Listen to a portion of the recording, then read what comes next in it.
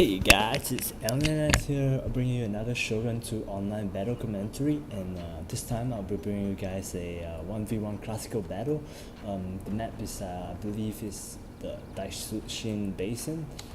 You guys can see I'm commanding the Ikko Ikki, and my opponent, he brought the Usagi. And over here at the start of the battle, you can see him going to the left side of the map and to capture the Sword Dojo. Let's talk more about my build, alright?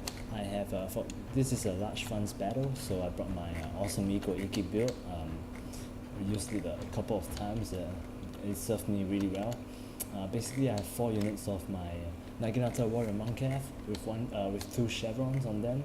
They have a very high defense, so they can pretty much absorb the charge of Great Guard and Yari Calf, and if you know how to micro these guys properly, you can win the Great Guard and Yari Calf with the sheer number of units, because they're pretty cheap actually. I think they cost about 900 koku each. So yeah, slightly more, or maybe less. They only cost 850 koku with 2 chevrons on them, and so I got 4 of them. Alright, and then I have 2 units of Light Calf mixed in with my infantry. For my missile department, I have 3 units of Ikko Ikki Bow Warrior Monk, and then I have 2 units of Ikko Ikki Matchlock Warrior Monks. For my melee infantry component, I have 3 units of Lone Sword Ashigaru, and then 2 units of Ikko Ikki Naginata Warrior Monk, and I believe, I think I have 3 units of, 3 units of Ikko Ikki Yarishigaru. So, and my opponent, he brought mostly Usagi Warrior Monks. He brought 1 Bow Hero. He brought Usagi Kenshin. Here it is. Iconic General. Yeah, here it is. This guy over here. And for his calf, he brought, I believe he brought 2 Great Guard. Yeah, he brought 2 Great Guard, a few Yarishigaru. And over here he has Matchlock Samurai and some Usagi Bow Warrior Monks. So over here he makes a mistake of setting up his Matchlocks too far forward. So my Bow Warrior Monks are just going to decimate that unit over there. And you'll see in a moment what I do with my Light Calf, because his Matchlocks weren't protected and they weren't stationary, they couldn't fire. I charged in my Light Calf. I charged one of my Light Calf into the Matchlock Samurai, while the other into his Bow Warrior Monks. So basically, here comes the charge. Yeah, my Light Calf deals a lot of damage for the price they are worth. So here he makes another mistake of bringing out his Great Guard. So because my Matchlock Warrior Monks have the increased range ability, I click on that and then I let them fire away into his Great Guard. So his Great Guards got damaged by the Matchlock and arrow fire because they got caught up here. And my Light Calf, for their price, they did a lot of damage, especially to all these Bow Warrior Monks. First they prevented them from firing, second they depleted their numbers, reducing their effectiveness. Alright, you can see my Matchlocks are firing. I'm gonna lose both my Light Calf, but as you guys can see, 2 of my Light Calf cost so much damage to him. Got his Calf, got his Archers, got his Matchlocks, with just 2 of my Calf. So it was really worth it, and that's how you guys should use your Light Calf. Although they are cheap and they are not that good, if you know how to use them properly, they're gonna be worth your money. So you can see one of his Great Guard has 20 men left, while the other has, both his Great Guards have only 20 men left. And their numbers are still decreasing because of the archer fire. I lost quite a few archers over here. We're down to 35 men, but then I still have 2 healthy units of my archers. I'm gonna fast forward this a bit because it's just a skirmish fight.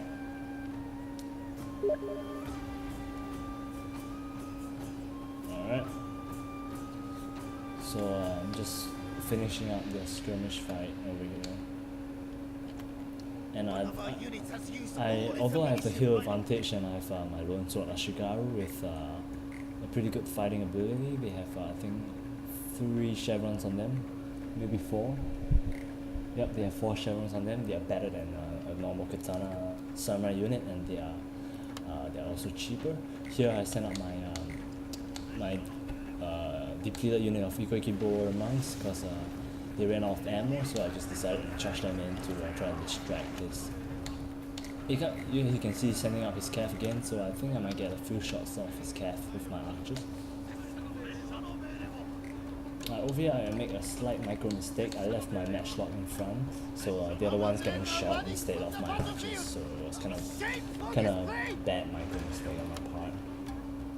Alright, so our archers are gonna run out of ammo pretty soon, and I think I'm gonna move out my troops. You can see I'm holding off his flank here with my 4 units of Naginata Warrior Monk Calf. Alright, so basically my guys ran out of ammo. He has 1 unit of bow hero left, and yeah. And I'm targeting his bow hero with my archers, with the remaining arrows I have. Alright, over here, really bad mistake.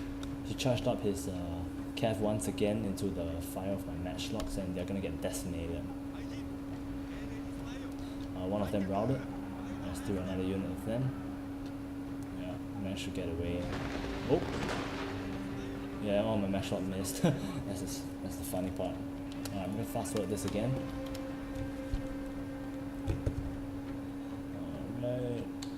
I'm trying to get his bow hero, but yeah, they're down to 9 men, 7 men, 6 men, 5 men. Alright, so over here you guys can see he knew that the skirmish battle was lost, so he pushed up all his infantry. You can see because I had the hill advantage and I had the better position. I'm going to pause this for a bit. You guys can see I let him take the sword dojo on the left side because it wasn't much of a big deal, because I have my lone swords to hold off his troops while I had my superior matchlocks firing, and then I also had the calf advantage. So basically you guys can see how this map works out, and there's this bottleneck over here. You can see me positioning my matchlocks, firing into this bottleneck. The plan was to for him to charge up because he lost his skirmish fight, and then I send in my sword units to hold them in the middle here for my matchlocks to fire at, and then I'll send in a hammer and ambush strike with my cat force. Alright, you guys can see I'm sending in all my lone swords now. They're going to hold up really well because I also have an incoming general, so they can hear and stand and fight. Alright, I didn't even need to use my Naginata samurai. So yeah, here's the big melee block. Alright. And you can see all his units bunched up over here. So yeah, that's really bad. And my matchlocks are firing. Alright, so yeah, here comes the hammer and ambush strike with my calf. My plan executed perfectly. Although he gets his Yarashgaru into a spear wall, they are already wavering. Alright. You can see me just sandwiching his troops there. Here comes another cavalry of mine, going in for a kill. So yeah, because of this because of me surrounding his troops are gonna get their morale gonna decrease by a lot because of the effect, and then and also with the matchlocks firing at them, they're not gonna last that long. Alright, he activated Warcry, and I can see my my Ikko Ikki sword wavering. I should have put my general up, so yep, here I am, putting my general up. You guys can see I still have 2 units of Naginata Warrior Monk behind in case I lose the fight in the middle to back them up. And I'll put my general in the standard fight in a bit. So yeah, his units are slowly wavering. So as his general. He doesn't really have any room to maneuver because of this bottleneck I was talking about. So yeah, even though I had less melee troops than him, I managed to get him caught in the middle and surround them, so he can't use his numbers advantage against me. So yeah, I hope you guys enjoy all these classical battles I'm putting out. I'm always finding more classical battles to play because I find them really fun, and you really need tactics and strategies to play classical battles well, because you can't just spam your veteran units. Yeah, and this build I have for Ikko Ikki works really well to my style. My style is kind of like the cav and the missile and all that shit. And yeah, I don't really invest much in my sword units, so I went for the lone swords instead of the katana samurai. And because only Ikko Ikki has lone swords, that's why I choose them rather than other clans. So yeah, I hope you guys enjoy this battle. Please rate, comment, subscribe. Please like the video if you like. It helps me a lot, and I'll see you guys soon.